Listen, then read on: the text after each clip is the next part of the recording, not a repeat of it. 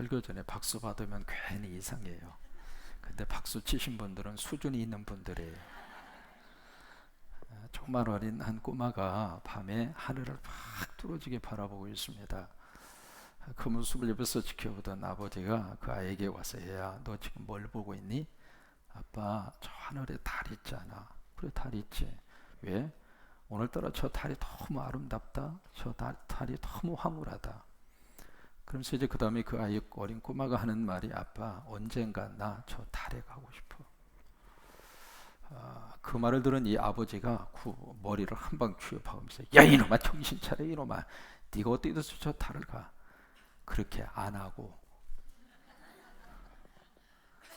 그 아이를 참 인정하고 격려하고 축켜 세워줬어요. 뭐라고 그러냐면, 그래, 네가 언젠가 꿈을 꾸면 꿈대로 이루어져. 그러니까 네가 지금 이 순간에, 이 시간에 가졌던 그 생각, 그 꿈이 언젠가 이루어지도록 한번 노력해봐. 참 여기에서 한 사람의 역할이 그렇게 중요합니다. 똑같은 상황이지만은 그 상황에서 그의 길을 꺾을 수도 있고, 그가 지금 생각하고 있는 그 생각의 싹싹을 그냥 짓밟아 버릴 수도 있고, 또 똑같은 상황에서 그를 세워주는 거예요. 그를 격려하는 거예요. 그를 인정해 주는 거예요. 보세요, 30년의 세월이 지났습니다. 결국 그 사람 달에 갔습니다. 누구냐면 제임스 어윈이라고 하는 사람이에요. 이게 사람마다 참 하나님께서 믿음 안에서 그래서 꿈을 주시는 거예요. 성령이 우리에게 임하시면 성령이 주시는 것이 환상과 예언과 꿈이에요. 성령이면 우리에게 꿈을 주시는 거예요. 우리가 지금 바나바를 임명하고 교회 학교 우리 선생님들을 임명했습니다만, 우리 환경은 지금 녹록지가 않습니다.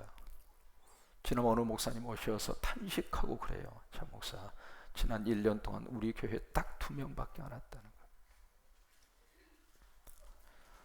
거예요. 지금 우리 한국 교회의 현상이, 부흥되는 그런 시절이 이미 다 지나가 버렸고요.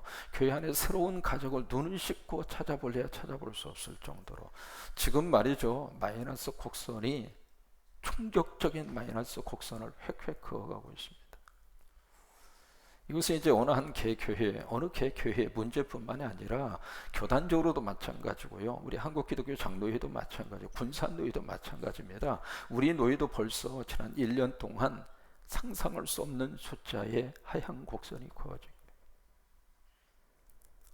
새로운 가족을 찾아보기가 힘든 교회 현실, 새로운 가족의 교회에 온다고 하는 것이 기적처럼 여겨지는 현실, 그런 속에서 우리가 바나바를 임명하면서 꿈을 꿉니다. 하나님, 바나바들을 통해서 하나님 바울을 세워 주옵소서. 바나바들을 통해서 새로운 가족들이 교회에 정착되게 하여 주옵소서. 여러분, 많은 분들이 이 교회에 찾아와 주고 등록해 주고, 이게요 기적이에요. 오늘만 하더라도 7분이 오셨잖아요. 그런 분들 오실 때마다 어떻게 이렇게 생각하면, 어떻게 하나님이 저들을 보내주셨을까? 참 거기에는 우리 교회를 향한 하나님의 특별한 복이라고 생각하고 있고, 또 하나, 이것을 우리 교회만 위해서 쓰면 안 됩니다. 우리가 노회를 위해서, 더 나아가서 우리 기장을 위해서, 더 나아가서는 우리 한국 사회를 위해서, 하나님께서 정말 하나님이 보내시는 사람들이 하나님의 사람들로 성장하고, 그리고 양육을 받아서 정말 하나님의 사람들로 하나님께서 그들을 들어 쓰시도록 그 일에 우리 바나바들이 애써 주시기를 바라고, 그 생명을 위해서 하나님이 당신의 아들을 이 땅에 보내셨고, 그 생명을 살리려고 십자가를 지셨고, 그 생명을 살리려고 하나님이 인간의 몸을 입으시고 이 땅에 오셨잖아요. 여러분, 내가 보기에 그 사람이 자격이 있네 없네, 마음에 드네 안 드네 아니에요. 하나님의 입장에서 보면은 두고 보기에도 아까운 사람들이에요. 너무 귀한 분들. 그래서 우리 교회에 찾아오는 한 영혼 한 영혼을 정말 가슴으로 끌어안고 바나바들이 열심으로 사역을 해주셔서 정말 이 교회를 통해서 하나님의 뜻이 이루어지는 그 꿈을 함께 꾸어가는 우리 바나바, 다시 한번 그 자리에서 일어나시기 바랍니다. 이제 노란 해바라기가 달려져 있는 명찰이 달려지게 될 겁니다. 왜 해바라기로 거리를 달았을까? 나는 주바라기입니다. 나는 주님을 바라보는 사람입니다. 그러면서 그 배치 명찰에 달려있게 될 터인데 주일마다 멋진 사역이 이루어지도록 다시 한번 우리 바나바들 축복하시고 박수해 주시기 바랍니다.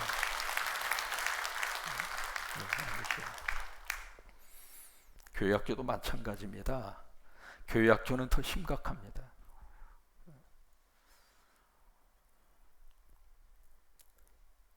우리 노예 안에도 지금 교회학교가 없는 교회가 벌써 50% 이상이 넘어섰습니다.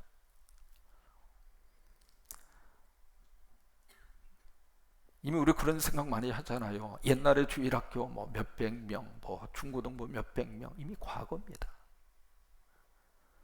왜 그렇게 됐을까? 지금 우리 한국의 생태, 교회 학교를 둘러싸고 있는 생태 환경 자체가 바뀌어져 버린 거예요. 저는만 하더라도 그런 얘기 참 많이 들었습니다. 이 개복동을 중심으로 이쪽 지역에 국민학교, 초등학교 학생이 10,000명 이상이었다고 하는 이야기 참 많이 들었어요. 여러분 보세요. 지금 이 근처에 과연 초등학교 학생이 몇 명이나 되는 거예요. 그럴 정도로 지금 우리가 살고 있는 우리 한국 사회 자체의 생태 환경, 교회 학교를 중심으로 둘러싸고 있는 생태 환경 자체가 바뀌어지게 된 거예요. 또 하나, 부모들의 생각이 바뀌어져 버렸어요. 어떻게 해서든지 주일학교로 보내야 되고 주일 성수하고 하나님 말씀 그것으로 이렇게 뭔가 철두철미했던 믿음의 선배님들이 계셨지만 지금은요, 교회 갈래 학교 갈래 그럼 어느 쪽을 먼저 갈 것 같아요? 학교가 먼저입니다. 부모님들부터가 생각이 달라졌고요. 또 하나 학생들 자신도 생각이 달라졌습니다. 저는 교회 와야 맛볼 수 있는 문화적인 혜택이 있었습니다. 왜요? 교회가 세상보다 앞섰습니다. 처음에 학교에서 교회에서 가장 먼저 눈에 띄게 본 것이 바로 풍금이었습니다. 풍금 아셔요? 이렇게 해가지고 하는 풍금. 이 풍금이 학교 가면 전체 학교에 딱 하나밖에 없었습니다. 그래서 음악 시간이 되면 학생들이 가서 풍금을 둘러매고 왔어요. 이 교실로 가서 하고 그 다음에 그 다음 교실로 가서 풍금을 옮겨가고, 근데 교회 가면 항상 그 풍금이 교회에 있었어요. 그러니까 세상보다도 교회가 훨씬 더 앞서 있었거든요. 그러니까 학생들이 교회 오는 재미가 있었어요. 왜? 교회 가야 맛볼 수 있는 문화적인 혜택이 있었으니까. 근데 지금은 교회가 세상보다 앞서지 못했습니다.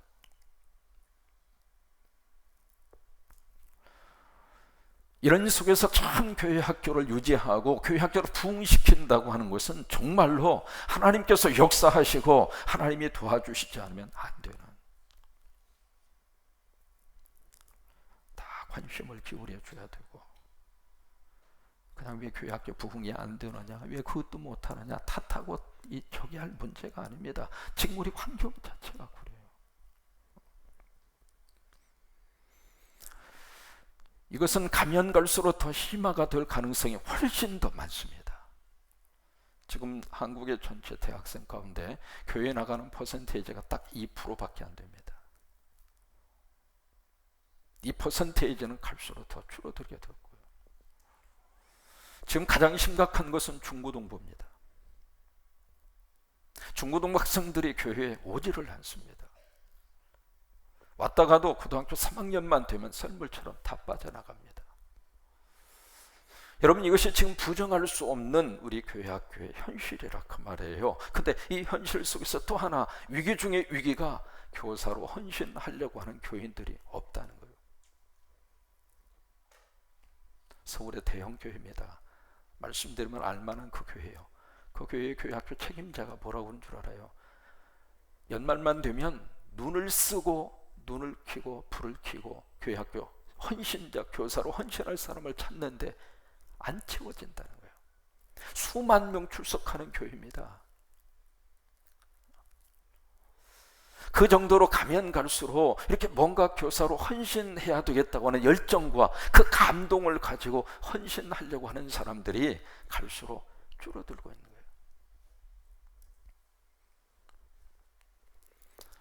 그래도 우리는 그냥 자원함으로 받아서 교사로 임명하지 않고 교사 대학을 하자, 제대로 배워서 우리가 제대로 교사를 하자 해서 교사 대학을 마치고 오늘 한 50명의 귀한 우리 교회 학교 교사들이 내년도를 기약하고 헌신하기 위해서 해주셨다고 하는 자체는 너무 감사해요. 업어주고 싶어요. 다 업어주면 내가 허리가 나갈 것 같아서 참 그건 못하겠고. 자, 우리 교회 학교 선생님들 자리에서 한번 일어나 주시면 고맙겠어요. 교회 학교 선생님들 자리에서 한번 일어나 주셔요.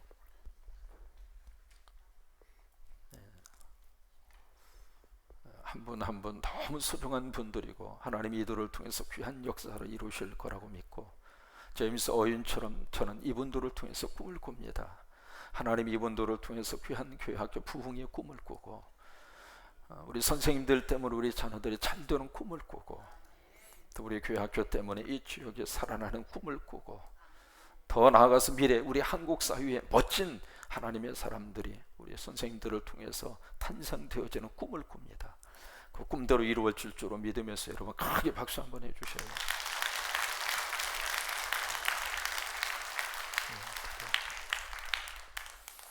그래서 이 바나바와 이 교사는 축복의 유통자. 여러분, 유통이라고 하는 말은요 두 가지 의미를 가지고 있어요. 유통은 뭐 이렇게 받아 가지고 전달하는 게 유통이잖아요. 유통업자는 생산업자하고 달라요. 생산업자는 뭔가 프로덕을 해야 돼요. 생산을 해야 돼요. 그래서 생산품을 만들어야 되는 것이 생산업자의 책임이라면, 이 유통업자는 생산에 대한 책임은 없습니다. 그냥 만들어진 물건, 만들어진 거 그냥 나에게 부탁을 하면 그것을 갖다 정확하게 전달을 하면 돼요. 그러니까 바나바도 그러고 교사도 그러고 우리가 뭔가 프로덕트 생산하는 사람들이 아닙니다. 우리는 주신 것을 받아서 전달만 하면 돼요. 그래서 유통업자는 두 가지의 특징을 가지고 있습니다. 첫째는 받아야 돼요. 받아야 줄 수 있습니다.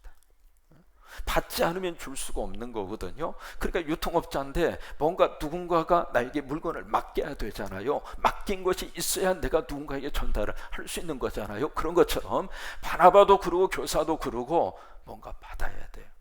이게 뭘 받는가? 우리는 땅의 것을 받는 사람들이 아닙니다. 하나님의 것을 받아요. 하늘의 것을 받아요. 그걸 받아서 전달하는 거예요. 그러니까 우리 바나바가 많이 받으면 받을수록 많이 줄 수 있는 거예요. 우리 교사가 하나님의 것을 많이 받으면 받을수록 줄 수 있는 거예요. 은혜도 받으시고 성령도 받으시고 하나님의 축복도 받으시고 하나님의 물질의 복도 받으시고, 그래서 여러분 많이 받으셔서 많이 유통시켜요.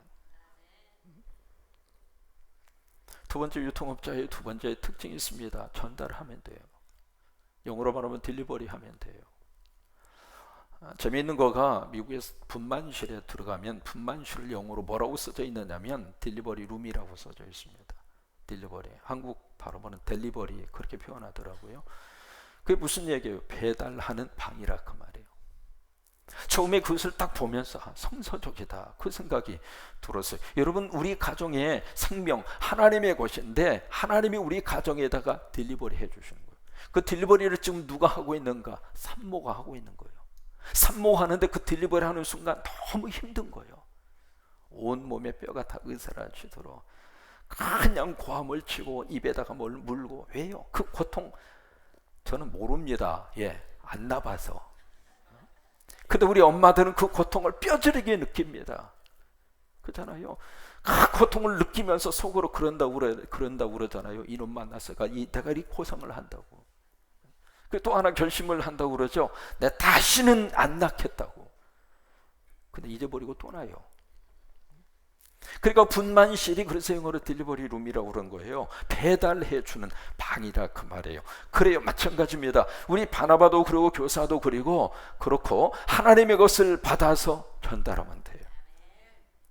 세계적인 유통업 그 회사 중에 페덱스라고 하는 유통업 회사가 있습니다. 한국도 지금 많이 들어와 있잖아요. 그 페덱스라고 하는 회사를 만든 사람이 스미스라고 하는 사람이에요. 이 사람은 대학을 다니면서 기말고사로 논문을 제시해요. 그 논문의 내용이 그 페덱스 회사의 원리입니다.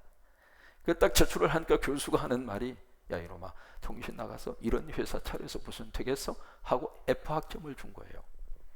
그래서 스미스라고 하는 사람이, 그래 교수님 그러면 내 이론이 확실하다고 하는 것을 내가 보여주겠습니다. 그래가지고 학교를 중퇴하고 그분이 세운 회사가 페덱스라고 하는 회사예요. 그 회사의 원리가 바로 무슨 원리냐면 자동차의 바퀴 있잖아요. 바퀴의 헙의 원리입니다. 바퀴의 중심축을 영어로 헙이라고 그래요. HUB, 헙이라고 하는데 그 헙이라고 하는 원리인데 무슨 원리냐면 이 중심을 중심으로 모든 축이 다 이렇게 연결이 되어 있잖아요. 자전거를 보시면 이해가 되셔요?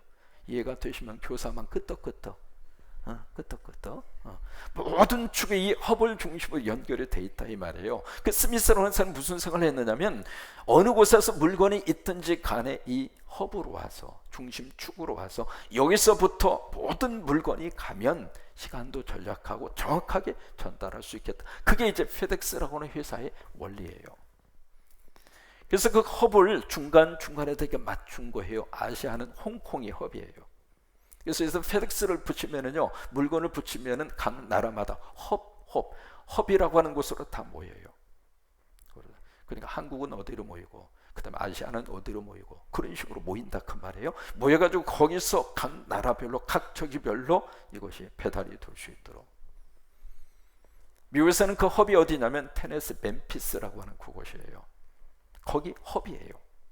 다 모여서 거기서 이제 물건을 다 분류를 해요. 지금은 다 컴퓨터 시스템화 되어져 가지고요. 그렇게 수없이 쏟아지는 왜냐하면 페덱스라고 하는 회사 하나가 가지고 있는 비행기가 480대입니다. 예전에는 나라보다도 비행기가 더 많아요. 그러니까 그런 식으로 해서 각 분류가 돼서 그것이 바로 그날 비행기를 통해서 아니면 차를 통해서 기차를 통해서 배달이 되도록 그렇게 해서 돈을 버는 회사가 페덱스라고 하는 회사란 말이죠. 그런 것처럼 우리가 하나님의 것을 받아서 받은 것을 정확하게 전달하면 됩니다. 그런 의미에서 우리 바나바나 교사나 다 하나님의 유통업자예요. 한 해 동안 유통업자로 잘 성공하셔서 하나님의 것을 많이 받아서 잘 전달하시는 멋진 우리 유통업자가 다 될 수 있기를 주의 이름으로 축원합니다. 오늘 창세기 12장 1절로 2절 잘 아시는 말씀이잖아요. 하나님이 아브라함을 택하셨어요. 아시는 것처럼 떠나라. 고향 친척 아비. 왜? 그게 아브라함의 삶의 근거예요. 가장 의지하고 있는 대상인데 그 대상을 떠나라. 그리고 하시는 말씀이 내가 너에게 주셔야 할 그 땅으로 가라. 내가 너에게 복을 주겠다. 그래서 앞으로 너는 복의 근원이 될 것이다. 너 때문에 수많은 사람들이 복을 받을 것이다. 너 축복하는 자 내가 복을 주겠고 너 저주하면 내가 저주할 거야. 그러면서 네가 바로 이 세상에 가장 중요한 복의 근원이 될 것이다. 복덩어리가 될 것이다. 바라기는 우리 성광이 식구들이 그렇게 되셨으면 좋겠어요. 여러분들이 복덩어리예요. 왜요? 내 안에 복이 있으니까. 그 복이 바로 무슨 복인가? 하나님이 복이에요. 고향 친척 아비 이것을 복이라고 생각하는 그 인생을 하나님이 아니야. 그거 복 아니야. 하나님이 복이라는 거예요. 하나님의 복이라는 거예요. 그러니까 아브라함 속에 하나님을 알 수 있도록 하나님을 믿는 믿음의 은혜를 부어 주셔서 그래 네가 복 있는 사람이다. 네가 복덩어리다. 우리 교사 한 분 한 분이 다 복덩어리. 얼굴을 보세요. 얼마나 멋지고 잘생기고 예쁘고 멋있어요. 전부 다 얼굴 속에 그냥 환한 달덩어리처럼 얼마나 인상도 얼마나 다 그 교회 담임 목사 닮아요. 얼마나 우리 자녀들이 우리 선생님들 만날 때마다 얼마나 행복해 할까 그 마음이 들어요. 그러니까 하나님이 나에게 복을 심어 주셔서 네가 바로 복이 될 것이다. 네가 바로 복덩어리라 그 말이잖아요. 그러면서 그 다음에 그 복을 유통시켜라. 그것을 위해서 교사로 세우시고 바나바로 세우시고 우리 귀한 찬양대원으로 세우시고 여러분을 세우시고 다 그렇게 하나님이 우리를 그렇게 세워주셨어요. 여러분 이런 은혜가 더 충만히 임할 수 있게 되기를 주의 이름으로 축원합니다. 이스라엘의 역사는 고난의 역사입니다. 한국의 역사도 고통의 역사고 이스라엘의 역사도 고난의 역사고 그래서 두 민족이 서로 통하는 게 많습니다. 그 고난의 역사는 두 번에 걸친 성전 파괴 역사하고 밀접한 관계가 있습니다. 솔로몬 성전을 건축하잖아요. 400년 동안 이 성전이 너무 귀하게 쓰임을 받다가 기원전 586년 바벨론에 의해서 성전이 초토화가 되어버립니다. 그러면서 이스라엘의 고난의 역사가 시작이 돼요. 또 하나, AD 70년 거기에 이제 세웠던 그 헤롯이 세웠던 헤롯 성전이 있습니다. 그 헤롯 성전이 AD 70년 로마의 디도 장군이 와서, 티투스라고 하는 장군이 와서 완전히 돌 하나의 돌 위에도 남지 않을 정도로 성전이 다 파괴되어 버립니다. 그때 티투스라고 하는 장군이 이 예루살렘에 와서 포위를 해요. 벽적으로 포위를 했는지 모릅니다. 완전히 포위망을 예루살렘 성 중심으로 완전히 두겹세국으로 포위를 해서 유대 민족주의자들의 뿌리를 완전히 뽑아버리겠다, 그런 마음으로 포위를 해서 개미 새끼 한 마리 못 나가요. 거기서 거의 다 죽었어요. 예루살렘에 살고 있었던 그 당시의 사람들이. 근데 그 철통같이 포위망 그 속에서 한 사람, 랍비 요하난 벤 자카이라고 하는 랍비가 있었어요. 이 랍비가 시체로 위장을 하고, 왜냐하면 시신은 예루살렘 성 안에서 성 밖으로 나갈 수 있도록 해준 거예요. 그래서 랍비 요하난 벤 자카이라고 하는 사람이 자신이 시신이 된 거예요. 시체가 된 거예요. 그래가지고 거적대기에 이렇게 쌓여가지고 그 포위망을 뚫고 밖으로 나오는데 성공을 합니다. 성공을 해서 이 랍비 요하난 벤 자카이가 어디로 갔는가? 로마의 총사령관 티투스라고 하는 장군에게 가는 거예요. 목숨을 걸고 그 장군에게 딱 가서 단판을 짓습니다. 뭐라고 단판을 짓느냐? 당신 예루살렘 성 파괴시켜도 좋습니다.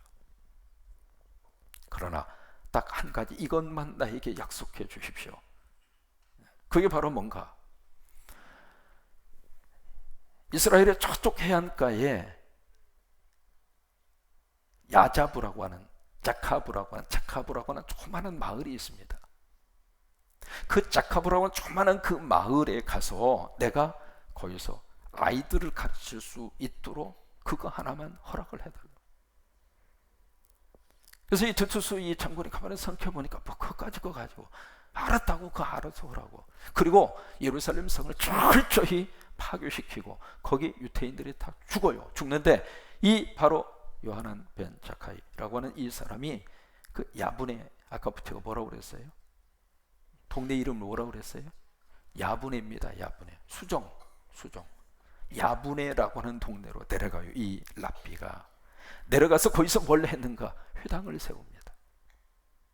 회당을 세우는데 그 소식을 듣고 유대의 머리 있는 친구들이 그쪽으로 몰려들어서 오전에는 뭘 하는가? 기도하고 하나님 말씀, 그 다음에 오후에는 실용학을 배우게 됐고, 그것이 유대 민족의 세나고기, 회당 교육의 희주가 된 거예요. 그러면서 거기서 인재들이 나온 거예요. 인재들이 나오면서 보세요. AD 70년에 완전히 망해서 2000년 동안 나라 없이, 그런데 그 민족이 일어설 수 있었던 그 근거가 바로 어디가 있었는가? 아까 말씀드린 그 야분에라고 하는 그것을 정확한 명칭은 야분에 아카데미라고 합니다. 야분에 아카데미를 통해서 그 땅에 희망이 싹이 트게 된 거예요. 오늘 이 땅의 희망은 바로 교회 학교 안에 있습니다. 우리 선생님들에게 있습니다. 우리가 그 꿈을 가지고, 교회는 여러분들이 할 수 있는 한 최선을 다해서 경제적으로 밀어줘야 될 책임이 있고, 또 우리 학생 한 사람 한 사람을 정말 사랑하는 마음으로, 또 제가 성광교회 와서 그래도 팬이 2명 생겼어요. 그 팬 중에 한 분이 오늘 제가 점심을 먹고 있는데 점심 식탁에서 밥을 먹는 걸 가만히 이렇게 보고 계시는 거예요. 앞에 있었던 사모가 그 모습이 감동이 있나 봐요. 왜? 숟가락이 올라가면 같이 눈도 올라가고, 숟가락이 들으면 눈도 들어가고.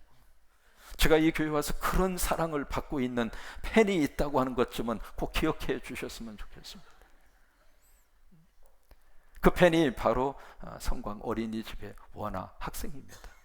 봤더니 그 원장을 닮아가지고. 왜 그래요? 어린아이일수록 사랑한다고 하는 것을 정직하게 합니다. 우리가 함께 꿈을 꿉니다.